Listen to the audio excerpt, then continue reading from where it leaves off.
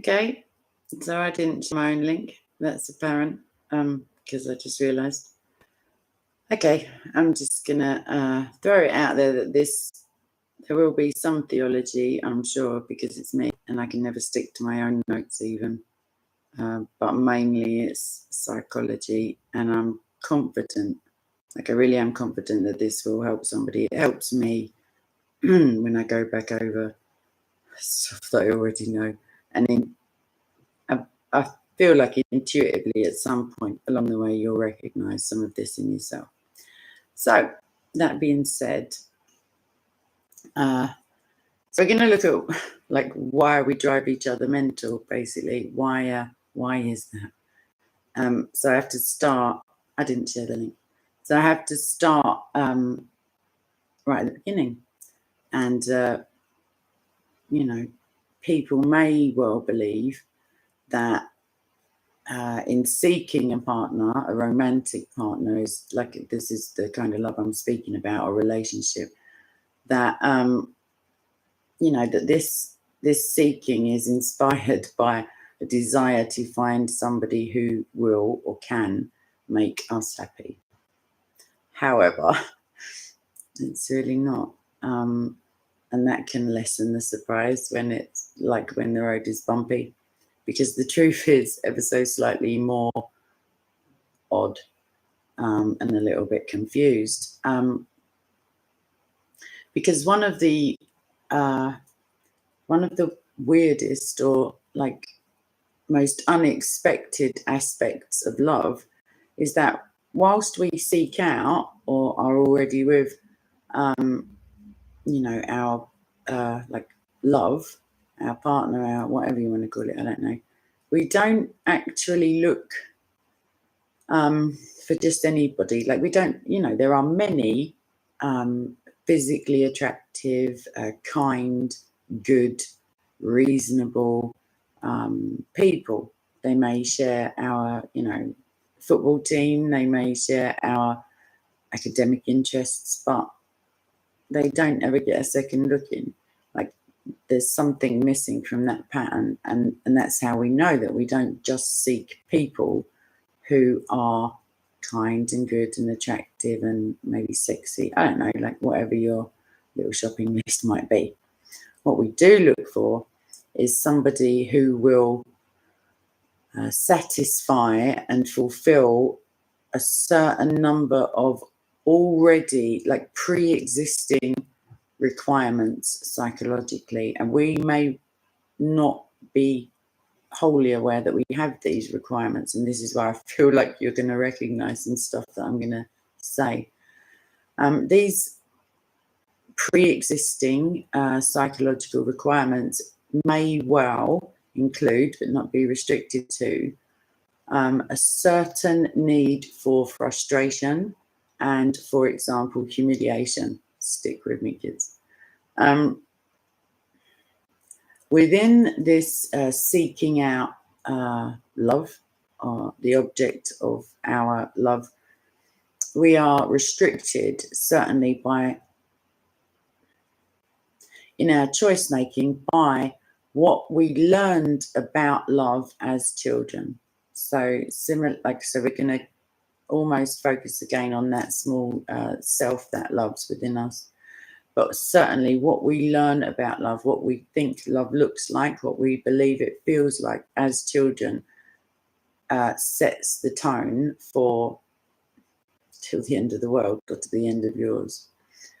And as an adult, we unconsciously seek, is basically we are searching for an ability to rediscover the emotions that we first incorporated or felt in childhood.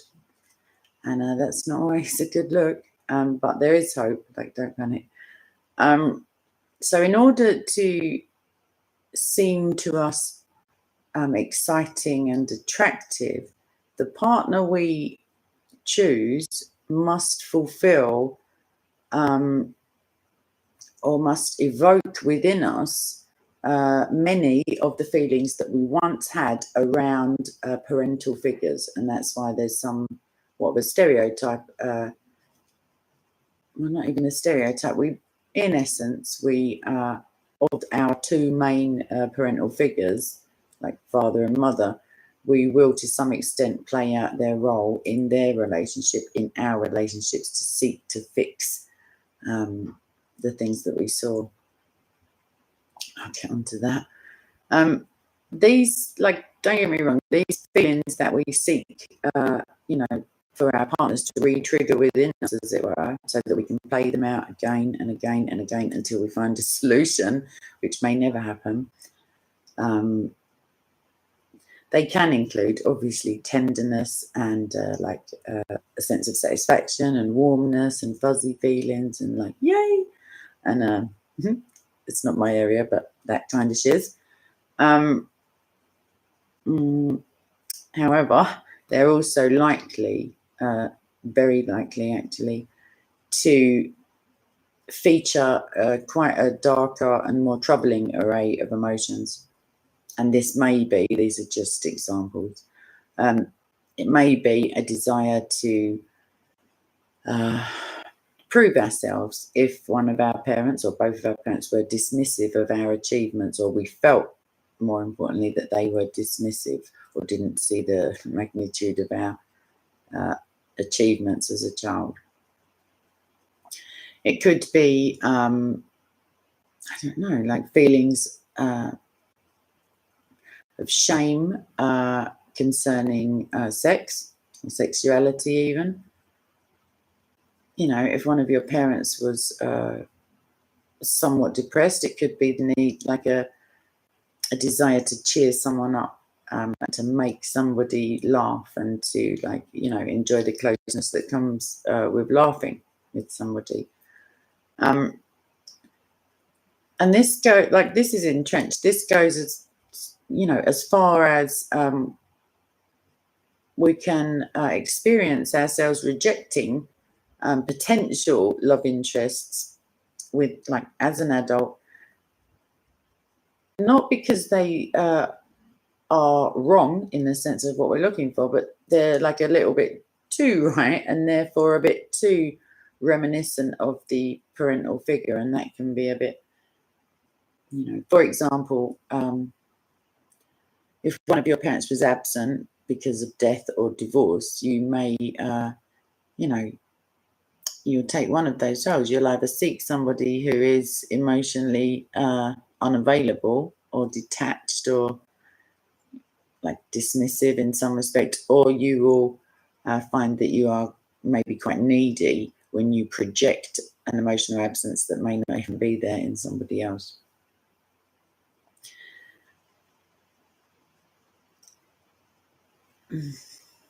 And also when we reject these potential people who may seem like on the surface, like basically our archetypal, go-to guy, as it were, we may also reject them because we are probably subconsciously, but maybe dimly aware that they aren't going to make us suffer, or they're not going to make us suffer in the ways that we need to suffer in order to not only feel that the love is real, but in order to be able to play out the catharsis of trying to, like eternally, sometimes it feels, resolve these issues, because that's what we're subconsciously aiming to do. We want to rectify the situations in which we were least powerful, like most powerless, and love is like, come on, it's up there with the older vulnerability stakes. So there are many views, obviously, of love. And the romantic one, maybe the mainstream one, the Mills and Boons, the teenage girl magazines one, would have us believe that we ultimately end up in bad relationships, as it were, mistakenly. And there's reams of like literature also on where it starts to go wrong and what responsibility lies where. The psychological view is somewhat different, and this is suggestive of us ending up in challenging places because of an unconscious desire or intention, whilst we remain, unaware of our need for a partner who evokes in us the feelings that our parents once did, in order that we can have a potential, like we can repeat this flawed, yet very strong dynamic as we did as children. And in those cases, we're drawn to people with the very same failings as our parents. Sometimes these failings are in different, slightly different, they manifest slightly differently, but at the core, they will be the same failings. Like I said, if your father is absent for whatever reason, there will be some element of absenteeism within your relationship, either from you or received by you, because of what I'm about to tell you. And we act towards our partner as our parent or parents once acted toward us. We also push our partners, still unconsciously, like it's not by design. It's not, we push our partners into the role that we once inhabited as children. And once you start to see these, I'm going to break from my own notes. The thing about cognitive behavioral therapy, the thing about knowing something intellectual and knowing it as part of your makeup is that I can sit here and share all sorts of insights with you and tell you, unless you, it's similar with any learning, but for you to incorporate that into your psyche or have some benefit from it, you need to think about it and come up with the conclusions. They may very well be the same conclusions that I'm kind of drawing you towards.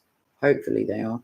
But the process of considering it and then coming to a conclusion, because there are overthinkers and then there are it becomes redundant. It's just a cycle of just thinking and thinking. And what it really is worry dressed up as thinking. You think to yourself, oh, I better just think about this for a day, a couple of days, a few minutes. But you don't come to any conclusion. You just make yourself pretty tired from thinking, because thinking feels like an action. It feels like you're doing something.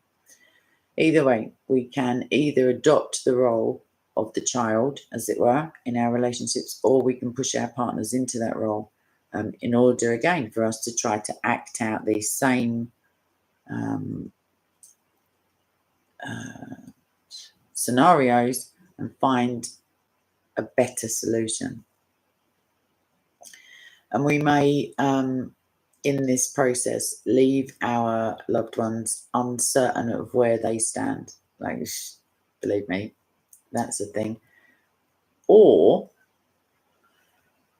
keenly aware of their own inadequacies, because one assumes that if somebody loves you, they want you to be okay. They want to help, and if they are pushed into a role that they're not familiar with, they didn't grow up in your house, it can make them feel inadequate and recognize their inadequacies in trying to comfort somebody who's not there in essence. They're inhabiting a role that's not quite them. And we, it just seems that we are destined somewhat, partially, to seek out the failings of one parent, at least, in our partner, and then to throw it in their face. Other than that, into your partner's face. Either way, whether you adopt it or project it, it will, it does control to a large degree, our love choices and the choices we can make once we are in love as well, which is a bit frightening sometimes. We may imagine wrongly, but we may, it would be nice to think that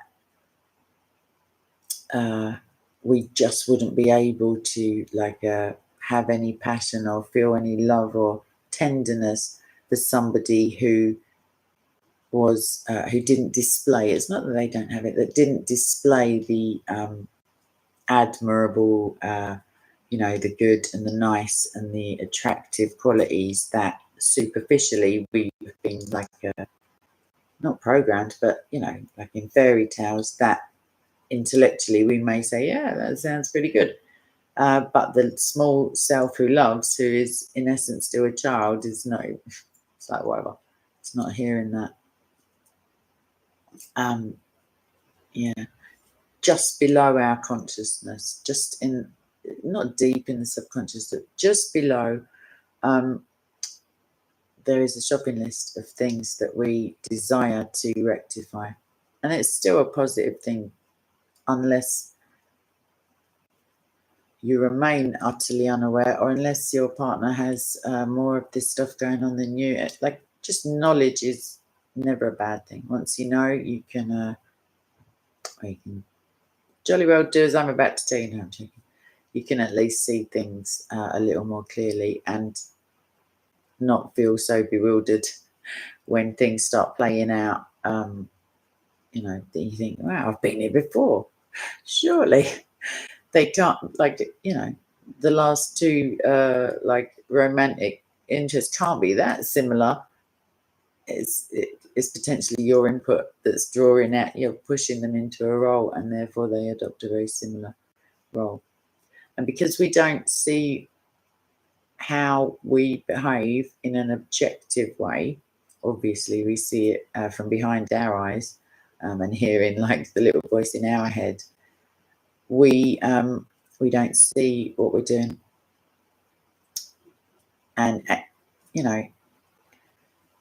this is what vouchsafes to me that this is true right now. Like, try to imagine or compare the past with the present, in as much as reflect, very briefly, because I will pause for a second. Reflect on how one or both of your parents made you feel overall. And that could include a parent leaving, like I said, because of divorce or death. So try to take a second to just re-experience that feeling. And there may be a couple of feelings that you just thought of, or emotions, and then take a stock check of how often you feel that same feeling around your partner, if you have one. And when I did this, I kind of knew the area to look in, but I felt a little foolish, I guess. Like a few things certainly made more sense to me, because they're not coincidences, because it can just be oh my gosh, is that right? Okay, we're doing that, are we? And it's the first step in becoming aware of this internal script.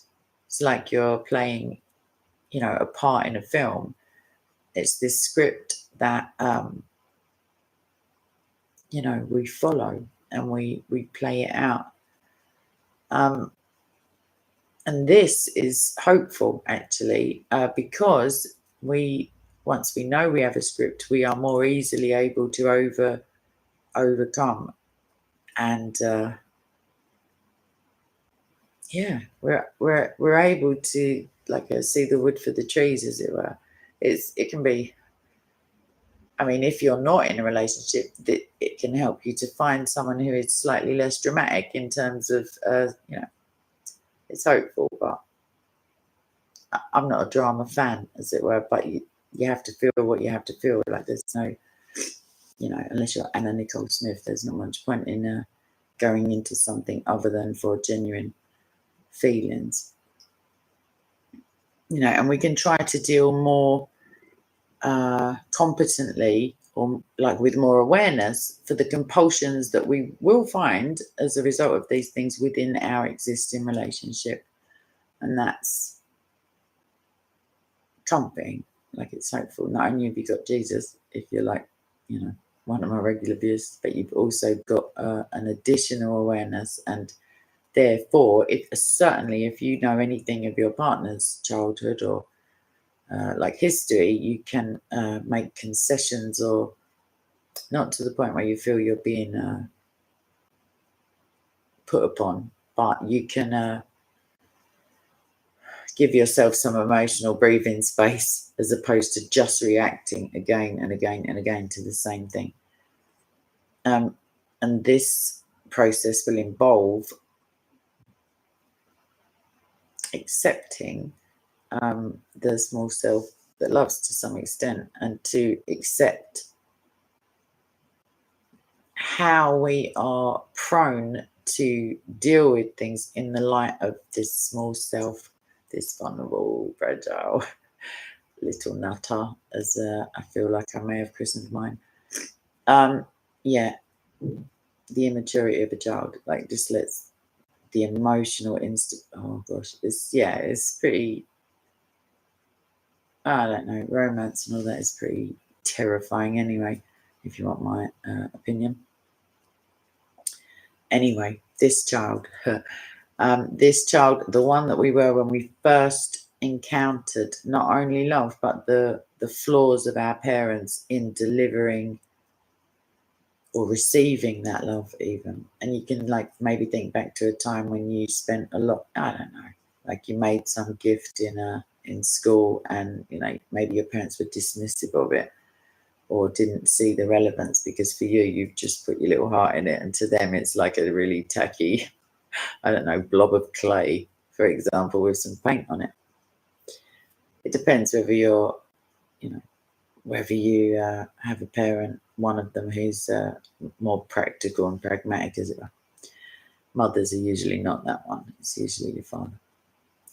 So, as I've said, we're attracted to adults who have some of these failings, the ones that we first met in our childhood. And as children, we had none, like zero, none of the resources and the efficiency, and please God, the like discernment or the wisdom or the compassion for other people, the unselfishness that love requires. Children don't seem to have that so much. They are much more egocentric. They are much more but me. Yeah. Oh my God, that's words to live by, basically. Anyway, where was I? Yeah, so these failings. Think of it this way. The failings we're most attracted to become the ones that we are least able to deal with. Ones that we begin to cope with as young adults, we have a different skill set. We have a different emotional toolkit, as it were. The ones that we are most attracted to, because they are the first we encountered, are the least we are, like the ones we are most defenseless against. It's just like one of those seems like a bad joke sometimes, because it may be that we seek out emotionally unavailable people, and then it turns out that we cannot handle the emotional void or the silence. You couldn't make it up, really. You just couldn't make it up. On the flip side of that, you may be drawn to like a wildly free-spirited people, and then can't cope with the anxiety of wondering what is going to happen next, because it's also, free and easy, as it were. To put it a slightly other way, the ramifications, or what we're left with as a result of this emotional start in life, it doesn't solely involve attractions to certain qualities or failings. It also incorporates a way of responding to those feelings that is, listen to what I'm saying now, it's stuck at the level of a traumatized infant. So unsurprisingly, it generally involves panic, terror, projection, shame, withdrawal, like an inability to match emotionally, like to, what's the word I'm looking for?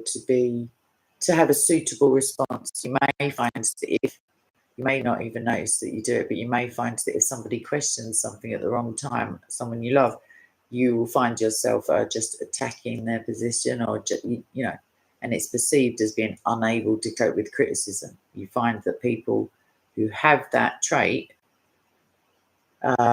it's to an onlooker, or even we may have the same trait, but when it's not us, obviously we don't make the allowances, and we may just be like, whoa, you just can't cope with any kind of feedback whatsoever. But it all depends on what we think of that person and where they fit into our childhood stuff. Either way, if we are to rectify any of this, please, God, we are, because life is too short, the world is too dark, Jesus might come back soon. Like, can you imagine if he came back and you're in the middle of the most pointless argument, or the most pointless 101st argument of your relationship, like facing other ends of the planet, and Jesus is just up in the clouds like, okay. Let's not all do that, please. The way to begin, oh gosh, is to imagine how, I don't know, think of someone you admire. If it's not you, I'm sure it's you deep down. Imagine how a mature person, a well-balanced, mature, emotionally, adequate human being might, how they would react in relation to this, I don't know, this partner is emotionally distant, this partner or yourself who feels ashamed of sex in some way, this parent who has a tendency to dump their emotional baggage on you, and then you find that in a partner. Imagine I don't want to say correct, but a mature response initially. Just imagine it, think what it might be. A mature person, as opposed to your inner child, as it were, would not be, with any of these behaviours, wouldn't be pleased. That's certainly legitimate. But they also would have the skill set that we are lacking in childhood to be able to wait for the right moment, for example. That's a brilliant one. To not be caught up in their own emotional damage limitation, to even notice like that you're having a little bit of a difficult time over there, or to be able to manifest the care. Like, sometimes, let's have it right, you're not as bothered as you potentially could be on paper, because you've got your own stuff going on and you think like, oh, do me a favour. However, if you can detach yourself somewhat, like a head from heart, like in the final analysis, like if you genuinely believe Jesus was on his way back or shortly to return, or whether it's the end of the world or not, like we all have a finite amount of time in which to do so much other stuff also. Like the stuff that Jesus needs, he doesn't need, he desires that we fulfill this commission. And there's only like X amount of hours in the day, and that's if you get up and go to bed like ridiculous, like if you're up at 2:20 in the morning making a live stream, and also wanting to blow your nose, but and then just getting over it and doing it. Because either way, this mature person, I'm going to stop veering off my notes now. This mature person, this person has got, I don't know if they're imaginary at this point, but they're pretty together, pretty cool cats, as it were. You imagine that they have the skill set. They're not Liam Neeson, but they know the tone of voice potentially to use. They don't go into sulking. That's a big one. That's quite a childish one that is played out all over the world with grown adults. They don't have fits of jealous rage. They don't have, they don't spaz out like massively. They, like calmly, collectedly, lovingly, because this is not your enemy you're talking about. This is like the person you like to spend the rest of your life with potentially. It's that kind of thing that we're looking at. We're not doing it at the moment. We're just trying to envision this this version of us, this person. They may even just make a joke, and it may be at the right time. They may have that kind of emotional maturity to be able to try to make you smile when you need to smile, or it may just be a cuddle at the right moment. Either way,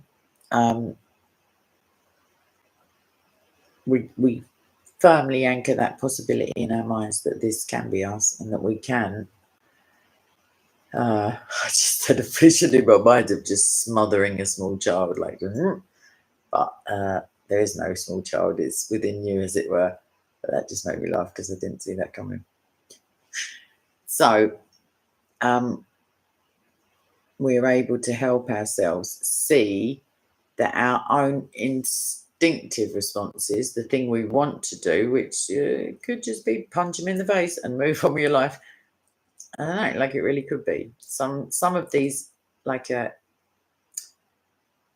patterns of emotional ups and downs and like behaviors are pretty like entrenched by the time now. And yeah, it is possible. It is possible because if you think at the beginning of relationship, the way they breathe doesn't make you want to elbow them in the face, for example. Just a random example. Anyhow, we we have to. We don't have to. You can carry on how you like. I ought to. That sounds wrong. It's possible that it would be beneficial to have an area of potentiality or possibility inside us where we don't have to react the way we always react, because of spoiler alert. If you do what you've always done, you will get what you always got, and you will be back at that same square one all the time. So if we imagine having a different, a more mature, a more constructive response to the frankly woohoo crazy oddness that we see in the person we love, because our woohoo crazy oddness, I'm going all technical now, must seem just as alien to someone who's not in it, who's not living it, because it's like I say, we make excuses for ourselves. We don't even need to, because we're like the centers of our own universe oftentimes. In real life, Jesus should be at the center, but you get busy and stuff. So if we are able to accept that we're not perfect, definitely, I can speak for myself. We're not, even though we may have fleshed out ideas about, we may have looked at this stuff in ourselves in the past and then forgotten it all in a hot minute because I'm in love, that kind of thing. Because you don't want to be psychoanalyzing every tiny thing. You want to just be feeling all warm and fuzzy, potentially. If those are the correct words, please do let me know in the comments section. So we don't have to run. We can stand still. We can take a deep breath. We can be brave, braver than we were as children. And we can realize that you deserve to be loved. Actually, you may be a little rotter, as the inner you, the little kid, the little loon that's driving, I don't know, rowing this boat, driving this car, whatever analogy, steering that ship, that's the one. And if you recognize that in your loved one and recognize it in yourself, you you're both being driven along by neither of you are actually in control. That's the other terrifying thing for people who like to exert control, even when it's negative, when things feel like when you don't feel like you're in charge. Because people would just be happier if they did what I say, obviously. That's what you may be thinking to yourself if you're anything like me. But really, you want someone else to be in control. Let's not even go there. Let's just get on with these notes. So, we learn better how to cope with the problems. We look back at times when we may have had like a couple of months off of spazzing. Like at that point, you think, oh, they're cured. That's fine. Oh my gosh, aren't they reacting well compared to how they used to react? Like, oh, panic over, it's all sorted. Spoiler alert. That's not. But as the person who didn't spaz a few months ago and is now spazzing out, potentially, or if it's you, if it's them, whatever it is,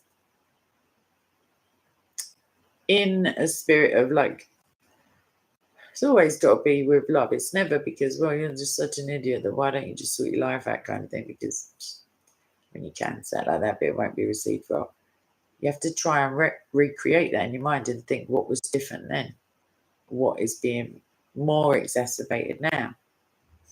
We can endure as humans like much suffering, and we can do it cheerfully, like in the case of a parent for their child. Like you will do it if the relationship, if the object of your love is like, if it's a sincere love, and if you do, then you will, and that's all there is to it. And if you want to fight, it's like, yeah, you will. You may not feel like you can, but you will. So yeah, acceptance, I guess. Not running away, recognizing your own inner child, and doing some. I'm not talking about like Dr. Phil or I don't know, nothing dramatic. There's no like a Woody Allen film where you're sitting in therapy for hours at a time, like in a Manhattan, I don't know, like apartment. No, that's not happening. It's just a little tiny bit of work, and it saves losing somebody that you love. Like that's the like extrapolated outwards. That's the potential ramification of doing zilch or having a little think about it ad nauseum forever for the rest of your life. Emotionally distancing when all it does is elicit insecurity in the other person, and they seem like they're coming on a bit strong, and it's like a ballet sometimes, and it's just as confusing when you watch the different like dance moves, as it were. It doesn't matter that you can identify them, it's what you can do about them. But of course you can't do anything about something you don't see happening or you don't know. And when we can come to accept, this is the kicker, that an uncomplicated, safe, comfortable pipe and slippers cardigan like version of being happy in love was never our intent. It was never what we truly sought after. That can prevent us from now comparing what we have with this imaginary ideal that we weren't looking for. That we may have seen that in potential partners and be like, nope. But still our mind will tell us, well, you could have this, that, the other, and look at this crap, as it were. I mean the situation, not the person. That's, yeah, happiness and uncomplicated, like comfortableness is not our leading, it's not the leading psychological possibility of our childhoods. It's really not. I mean, unless you had a remarkable childhood, I'm going to say. And in that realization, we can slowly, potentially, or suddenly, we can begin to learn how to fully integrate or accept, maybe surrender. I don't know, like be at peace with the child that we thought we grew out of, that we left in our childhood, but we never do. These character traits, we can somewhat quieten the incessant urge to rectify them. By rectifying them, that'd be great, but also just by recognizing them and acknowledging them. And like, I'll end like right now, really, but I appreciate compartmentalization, like within, i.e., you put that thing there in your brain and you have a little bit of you that deals with this stuff, and just keep everything quite neat, and it saves you getting overwhelmed. As we make peace with some of them, they're just as compelling, because the resolution of them just means that they're fully integrated and that we can then use them beneficially. They're not going anywhere. You don't need to feel any like abandonment issues about like being disloyal to your own character traits, because they still make up you. It's just that they don't run you. They won't be in charge of you. You won't find yourself sitting there thinking, how have I got here again? And genuinely not knowing, even though you've literally walked yourself right through this shizzle storm, I'm going to go with, because I don't really want to swear. But yeah, they become less troublesome. And just like an unruly child, their children are actually a pleasure to be around. Just not when they're like dosed up on I don't know, Red Bull and ice cream. So I feel like that's a pretty natural way of bringing that to a conclusion. And I really do hope, even though like obviously it was highly technical, determinate, I tried to make it like as accessible. Like, I really do hope that like I say, for me, when I thought about the overriding feeling from one of my parents, and then I was like, all right, how often do literally, I didn't even get to the end of the sentence. I was like, oh my gosh, I can't believe it.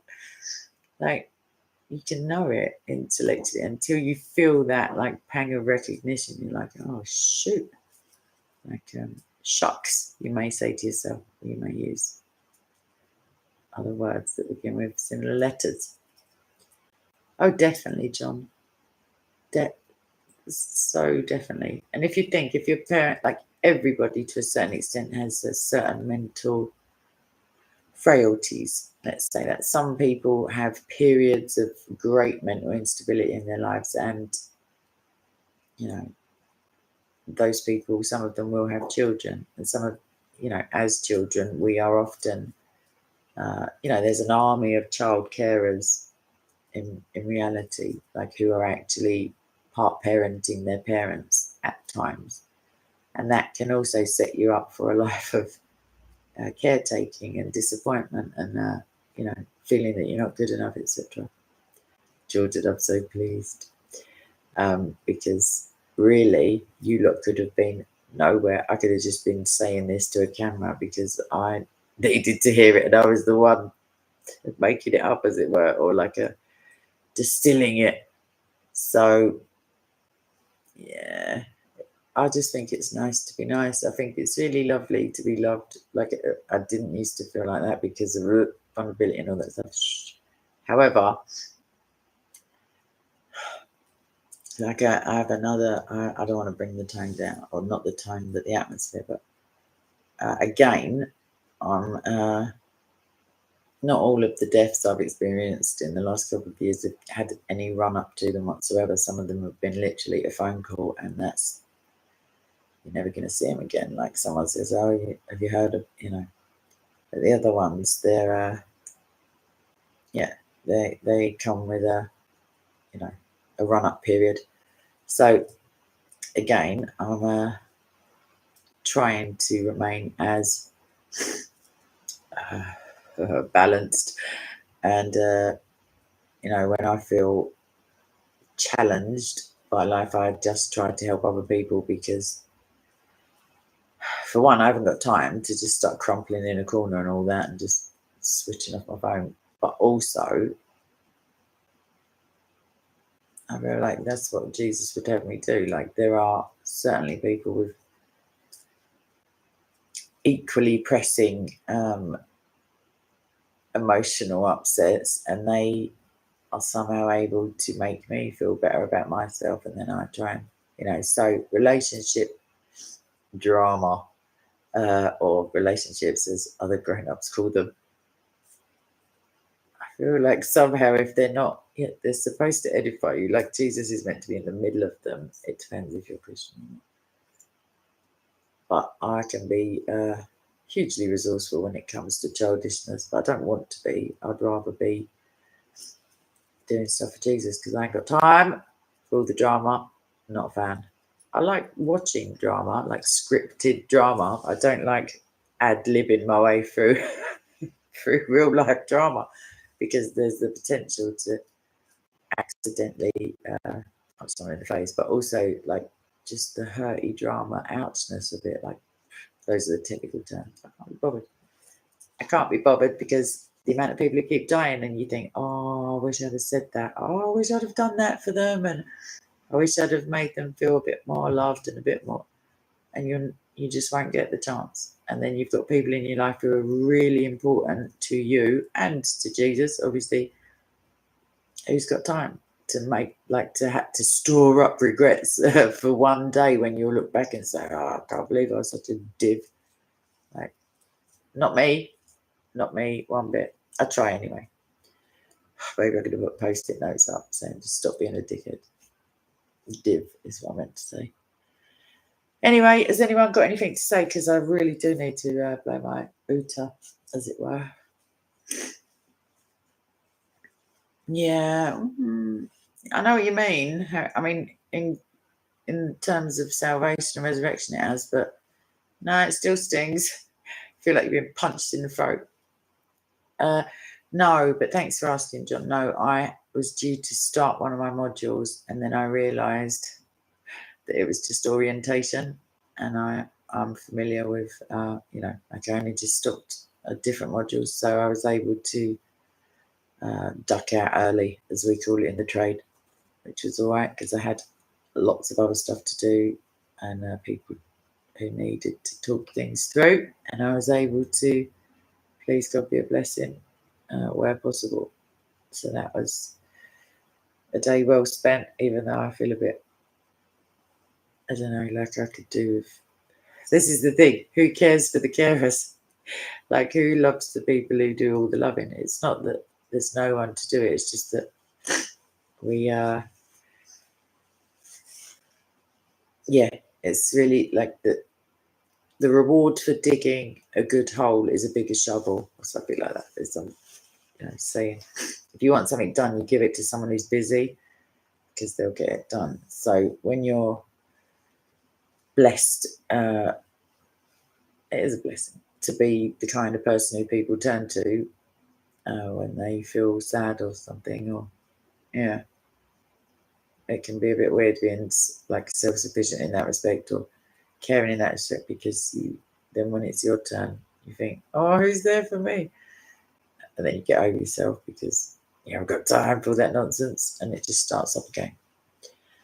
So thank you for remembering though, or asking, Jim. It's that Latin qui ipsos. It's who watches the watchman, who polices the police. Is that kind of ipsos custodiet? I don't know. Do I look Latin? Nope. So you're right, Marion. Good to see you. We don't. No, we don't. But the people that I'm concerned about, speaking like family members, etc., they haven't all got the hope that I defend regularly. So Oh, thanks, Jimmy. I didn't realise you were actually watching. I thought you were just listening. I'm all right. I will be all right. I know what I need to be all right. I've got time. I've got to try and. I really do feel like, well, I know that like life is finite. I don't mean that we won't go on into eternity, but this life is the only chance we've got to like make a difference. So blank wall, what a blessing. I'm assuming either you're quite young or you're a sociopath. Either way, well done. I mean, if it's because you've never been given a reason to, yeah, not only to make it right, Mohammed, but to begin, to be able to bless people is a massive blessing. To be able to love people is, in and of itself, an opportunity that God's given you to develop your own personality, as well as potentially be a source of goodness for somebody else. Sorry, excuse me. Blank wall. And you feel that prevented you from grieving after that because you knew what they were to expect. I also there is blank wall. Yeah, I had a OBE. I don't mean from the Queen. Yeah, the same thing, different acronym. It didn't prevent me from. It's difficult for me to grieve at the moment because I'm not joking. It's like buses. Like literally, someone passed away in March. Someone passed away in December. Like I had the anniversary of a death this month that was very, very close to me. So the hits keep coming. So you're just like literally getting over maybe the denial and the anger of the one, and then another one comes along, and it's like, rather than going in a circle of like, healing, you're just kind of looping along. Mohammed, I know there's nothing to it. There's nothing to it except for the possibility of being stabbed in the heart and having to pick up the emotional pieces of your still warm corpse. I'm only joking. I did get quite dramatic this time of the morning, you may have noticed. But yeah. Anyway.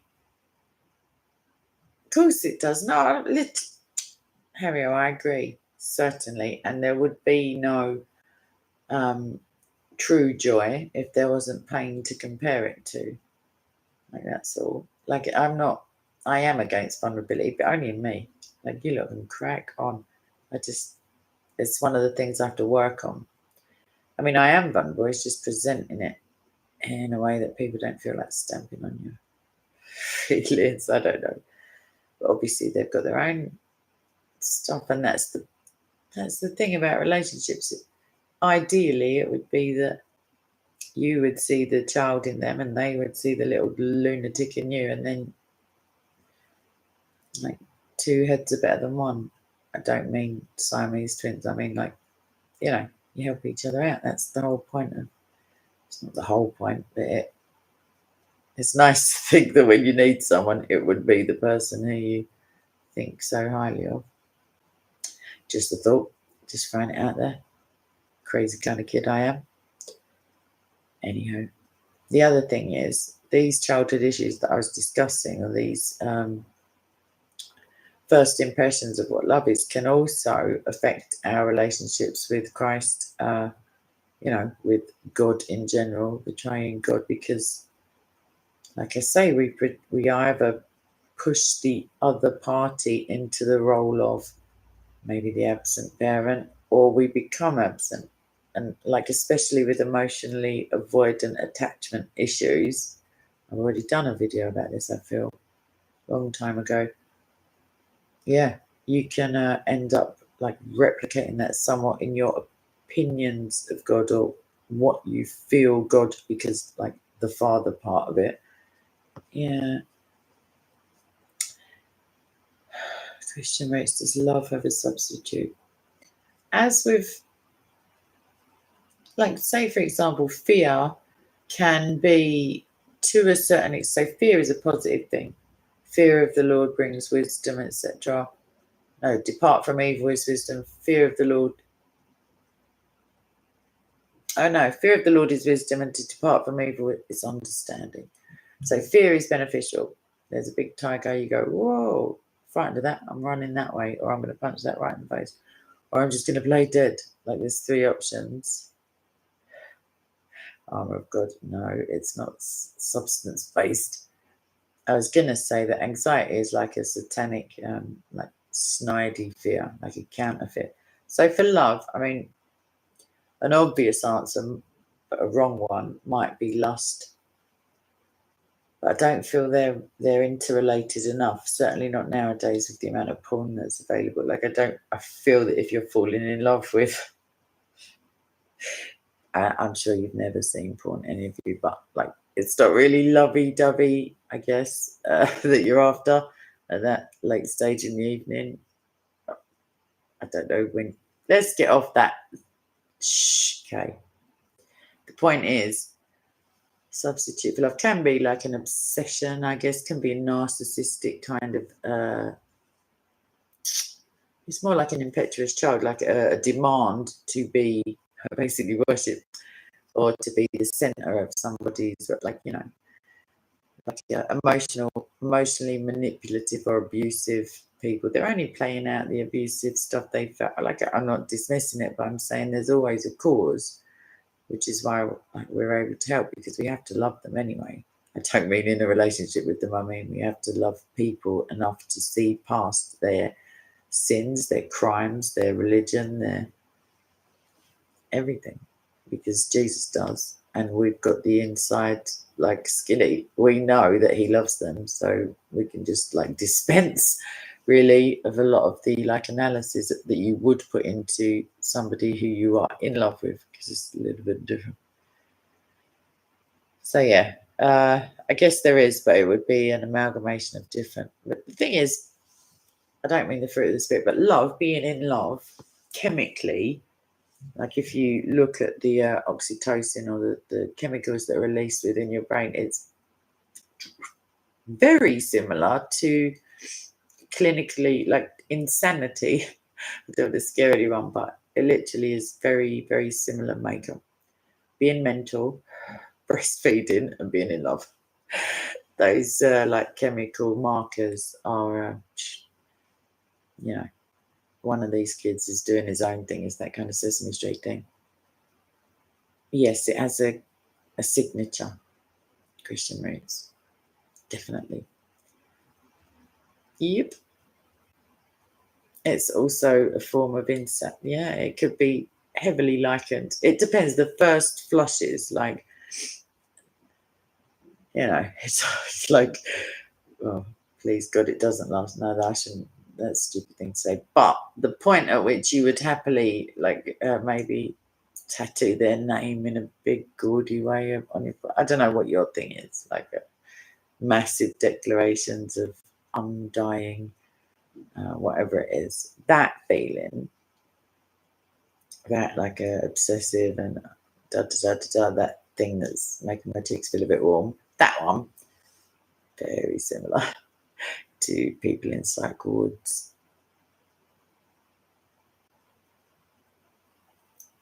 I don't know, Mohammed, do you? Yeah, I think so. I think I just said that correct. Yeah, you have, it's your delivery. You have to imagine that you're speaking to like a very vulnerable, fragile child whenever you're dealing with love, and that's inside yourself as well. But yeah, the oxytocin, very, yeah, chemicals. What can you do? Is it taught? The fruit of the spirit isn't taught. However, like, I'm reticent to pray for patience, even though I quite desperately need it at the moment, in terms of not having the patience to not feel like her, or having some understanding of somebody else's processes, like, and trying to put them above my own needs, which is, and that's frustrating in the first place. But then when you add to it like real life stuff that's going on, so I do want patience. Sorry, I'm feeling like I should pause the tape for God, as it were. But I don't want the process of having it forged in me, because God doesn't generally drop it off by FedEx. He gives you some, like, a stressful trial in which you manufacture patience, or when patience is forged in you. So love, to a certain extent,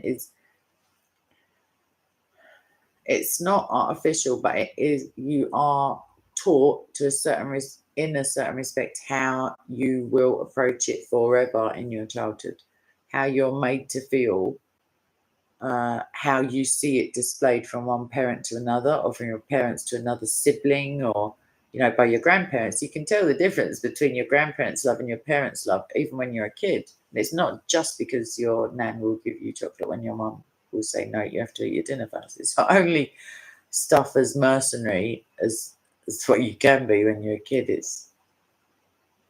don't know, there are different kinds of love.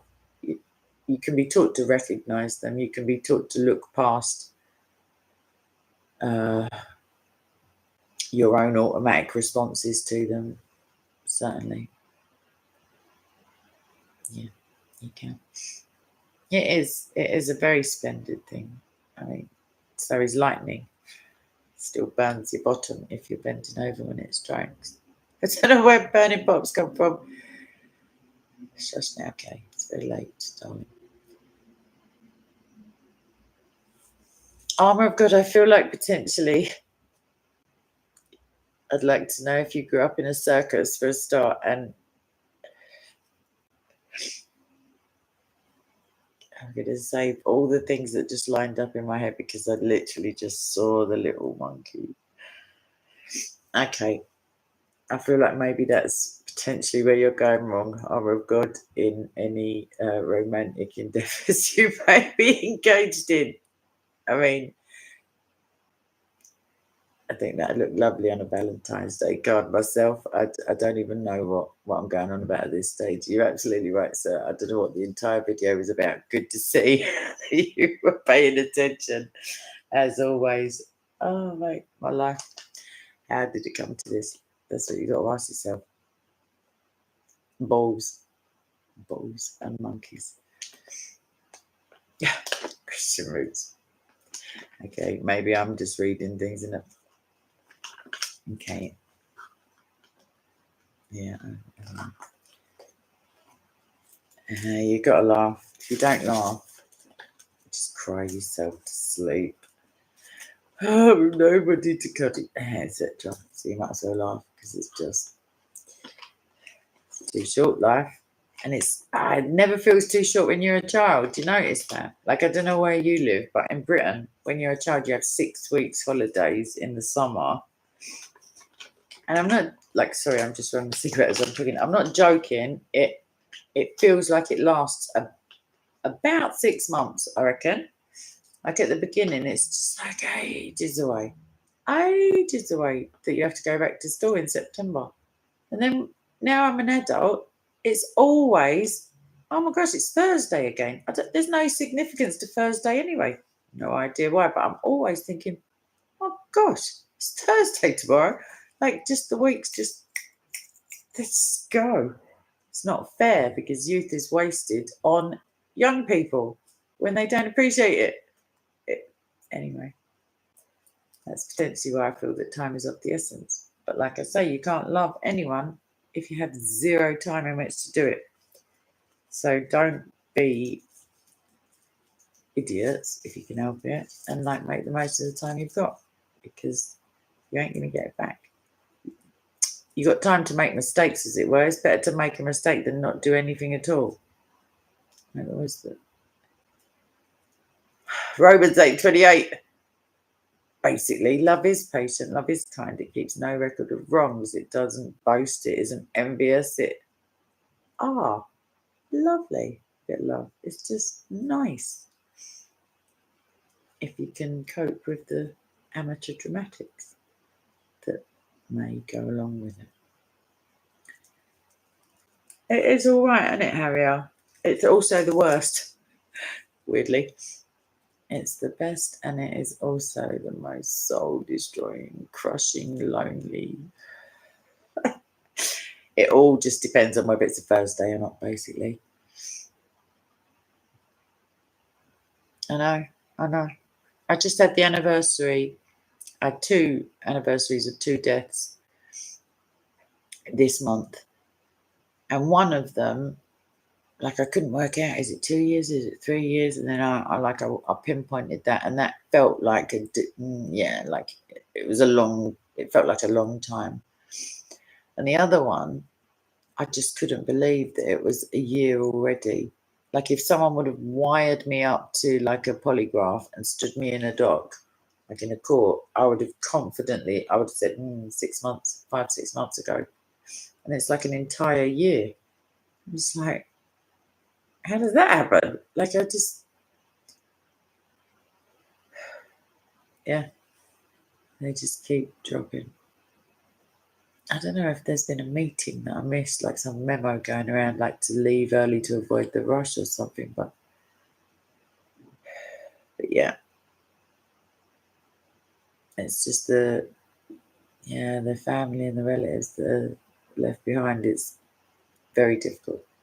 Like, I've been also trying to sort out, well, not trying, I have been instrumental in sorting out some, like somebody's estate, basically, like helping with that for my family. So it's just, yeah, I just feel a bit tired of it. But they just keep doing it. They just won't take the hint and carry on living. So yeah, I don't know. Yeah, Harry L. Kinda. I mean, it's a good tune, but you do need other stuff. I mean, Jesus is love, but you need people to love. You need to laugh. You need to live. You need to take risks. You need to make mistakes. You need to do lots of things, helping people mainly. But it depends. Ephesians says we've all got different functions. Some of us are called to, be evangelists and shepherds. I don't think they mean sheep, like real ones. I think they mean teachers. But yeah. Nice, Marion. Does that mean you could set fire to people and send them off in longboats as an adult if they hurt your feelings? Because potentially I may join. I may have to invent a job of myself that involved spiky helmets and big beards. But yeah, I didn't think of it like that. Culturally, yeah, it's slightly different. Yeah. Anyway, any final thoughts before I I have to go now. Just because these mornings keep slipping past, and then the other morning, the one where I wake up, it stays at the same time, and I end up feeling ever so slightly fragile. And yeah, I'm trying to think now what I've got on tomorrow. Yeah, I still need to get off. Thank you, Crystal Notes. It's very kind of you. It's nice to be nice. I can't be bothered with just the silence and the dark world and the depressing. I'm just like, yeah, it's gonna happen anyway. The world is gonna end like sooner or later, or in the middle time. You don't know. But one thing is for sure, like, you can't use this world is certainly under the sway of wickedness is the translation, but I'm alright with the translation that says Satan as well, because he is the small g god of this system in another verse. And if he thinks I'm going to sit about looking out at the darkness and going, oh, isn't it dark, and then just like doing something different, no, Jesus is the way. Get on it. Do something for Jesus. Prayer, that'll do. If you do that because of your free will and God's respect for our free will, as it were, he can do something about it. Hello, blood fire.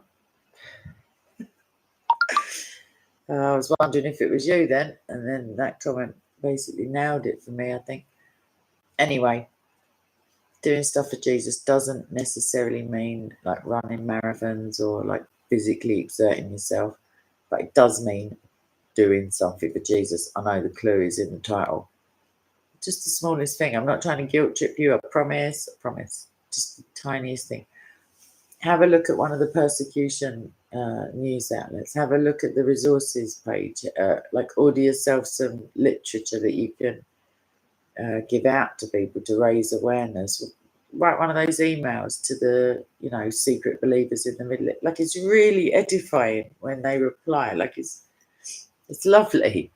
Doesn't take any effort. Like, the time it takes you to watch a video of a kitten doing a handstand on a skateboard or whatever it is, you can just bang that out, no trouble whatsoever. It doesn't have to be your life story. It's just like, I don't know, a little tiny paragraph. Like, here you go, I'll give you an idea. You say, God bless you, and I hope you realise that there are people in the West, maybe whatever you want to say, you shouldn't really specify where you are, but yeah, you can't judge the regime either. You can't put any details like that. You just say, oh, blah blah blah blah blah.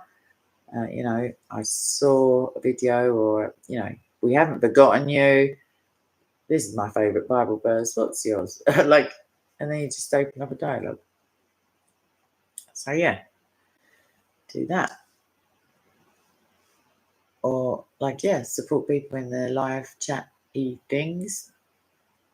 I don't know, prayer. Subscribe to Bloodfire's channel, although I hope that is the right. Yeah, it sounds like it. But yeah, find on my community tab on this channel, go down, and there's one of John, and then click whatever little symbol and name is underneath that, and then go and subscribe, and then I might leave you alone. About it. I am popular when I'm demanding. You're absolutely right. Anyhow, let's see, now I feel bad to put the phone down. I'm not on the phone to press the button. But yeah, as soon as I do press the 2 buttons, you can all just quickly scoot over and subscribe. What's the matter with you? What, clicking the button? It's too much, is it there? Stuff for Jesus, I know it's a kooky concept, but someone's got to do it, and it might as well be us, because it's not like we haven't already been paid like a free gift of salvation kind of way, and a commission that takes time to do it. You don't know, any minute, literally Jesus can come back any time. And I would take to think that you're just wasting like the preciousness of the time you've got. Like, just wait until someone is like desperately ill. I'm not wishing it on you, but on their deathbed, as it were, and you'll realise how precious time is in general. I sort of leave it on a downer, but it is precious, and you can use it to edify other people, to love other people, to receive love. You can use time to be kind to yourself. That's another thing. I was talking to a lady today for a long time, and it can be alien for people to think about just being kind to themselves, but Jesus loves you as much as he loves the people he desires for you to help and to feed the poor and to be there for the need. You're one of them. So also remember, this includes sleeping in the night time. Obviously, I'm aware, but I'm special. So shush. But yeah, be excellent to each other, to quote a very good Bill and Ted's Excellent Adventure. Just, mate, I'm banging a drum here. It's not even. I pressed the first button because seriously, I could be here all night saying like, right, I'm going now, but I am actually going now. So that is true, John. It kind of happened, but there is a little clip on SOCO. Usman was just trying it, but things could have been a little different. I tell you who did get nicked. Asif got nicked, but brought back again, or came back again. Got literally driven away and then released, as it were. But yeah, we can go over that another time. Right, I'm going to see you all later, and lots of love, and ciao, and sweet dreams, and I hope tomorrow is better than today for you, and that's even if you had a brilliant day. I know, John. All right then. I'll speak to you all later. Bye-bye.